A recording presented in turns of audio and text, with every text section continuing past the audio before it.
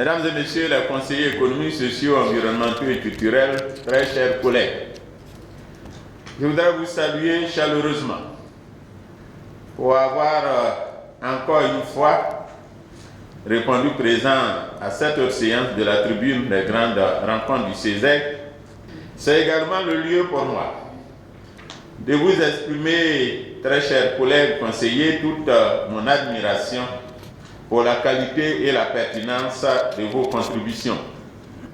Pour la reprise de nos séances en ce jour 19 juillet 2021, nous avons le plaisir de recevoir la Chambre nationale d'agriculture.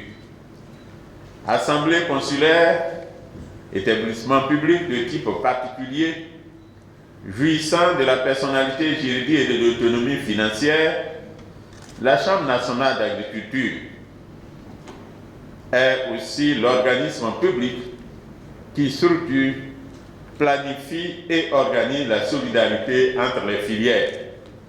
Pour une meilleure prise en compte des intérêts de divers intervenants, elle coopère avec bien d'autres structures techniques du milieu agricole pour la recherche agronomique et l'encadrement des acteurs. Mesdames et messieurs les conseillers économiques, sociaux, environnementaux et culturels, distingués invités, mesdames et messieurs, le conférencier de ce jour, c'est le président Bamba Sendou, a consacré sa carrière professionnelle au secteur agricole.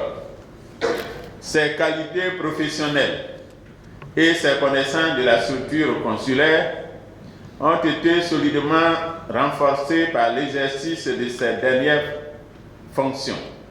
Il s'en est sorti très aguerri au point de se hisser au rang des impétrants à la présidence de cette structure. Ce ne fut donc pas surprenant qu'en 2011, les rênes de la Chambre d'agriculture lui soient confiés. Mesdames et messieurs les conseillers économiques, sociaux, environnementaux et culturels, je vous prie de recevoir donc chaleureusement M. Bamba Sendou, président de la Chambre d'agriculture de Côte d'Ivoire.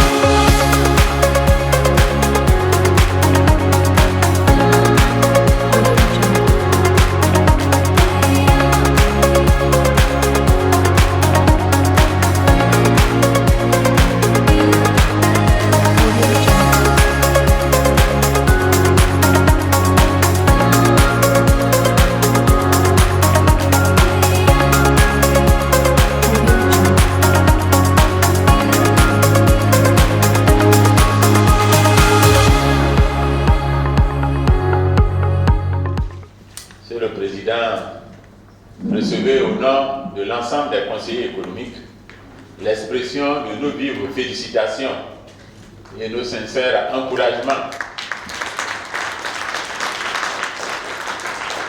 Merci beaucoup.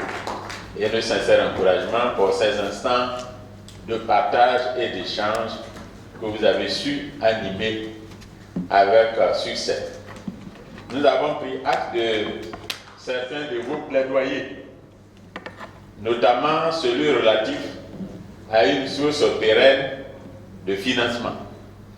Financement de la Chambre d'agriculture, mais également financement de la transformation de nos produits. Mais le CESER fait confiance à Monsieur le ministre d'État, ministre de l'Agriculture et du Développement rural, Obenan Kwasi Adjumane, pour relever ces défis, et cela sous la haute autorité de son Excellence, le Président de la République, Alassane Ouattara.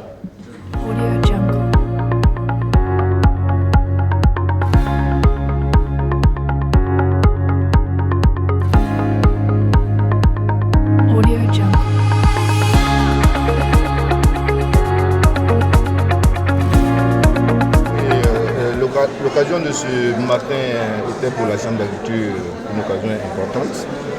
Nous sommes arrivés devant une Chambre nationale de conseil. Le président lui a donné un contenu réel.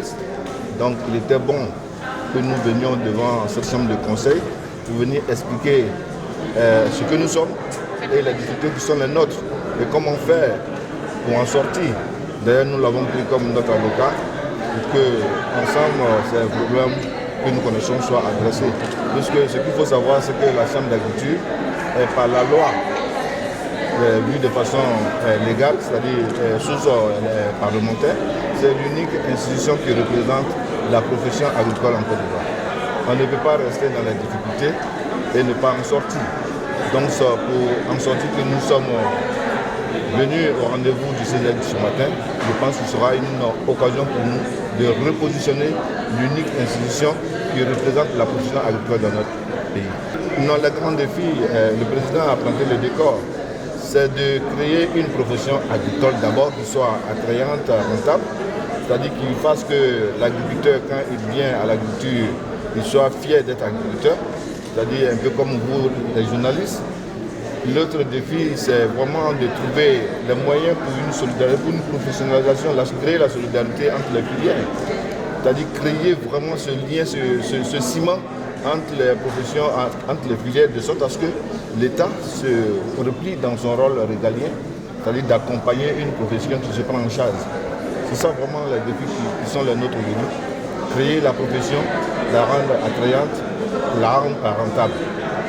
Nous proposons donc des tests pour que l'État prenne la décision de mettre en place l'Assemblée des chambres, qu'on dit va venir donc des collègues producteurs, des interprofessions qui sont créées.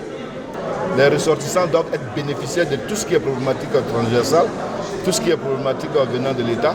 Nous devons avoir les moyens de nous déplacer et de créer cette synergie nationale et même sous-régionale qu'on nous demande, ou même internationale. Pour être compétitif, il faut aller au contact des autres agricultures qui sont en avance sur nous. C'est pour ça que nous allons souvent à Metnes au Maroc, au Salon de l'agriculture de Paris, pour nous frotter, pour que les professionnels ivoiriens de l'agriculture se frottent à d'autres professionnels qui sont un peu plus en avance sur eux.